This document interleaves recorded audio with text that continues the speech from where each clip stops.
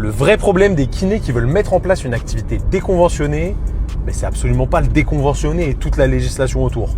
Le vrai problème, c'est le de collègues. Alors pourquoi je te dis ça? Parce qu'en fait, l'entourage, ça joue un rôle monstrueux sur ta capacité à faire de nouvelles choses. Et malheureusement, la majeure partie des kinés, ils sont très frileux vis-à-vis du déconventionné. Ils ont peur, ils vont te dire que c'est interdit, que c'est pas légal, que c'est pas bien de faire payer le patient, que c'est pas éthique, que c'est pas moral.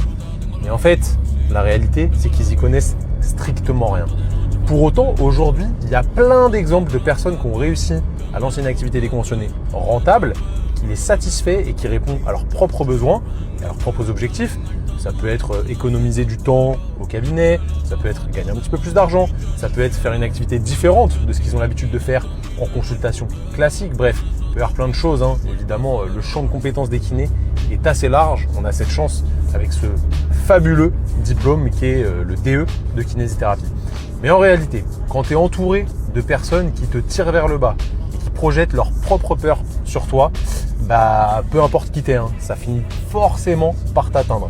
Et ça, je pense que tu n'y fais pas exception. Si tu regardes encore cette vidéo à l'heure qu'il est, ça fait quelques secondes que tu me regardes parler dans ma voiture, et je pense que tu es un petit peu dans ce cas-là. Si jamais c'est un problème pour toi et que tu as envie d'améliorer ton entourage, t'entourer des personnes qui peuvent te tirer vers le haut et te motiver à réaliser un projet qui te tient à cœur, je te conseille juste de commenter projet directement sous cette vidéo et je vais t'envoyer un petit truc gratos en DM qui devrait bien t'aider et qui pourrait répondre à cette problématique.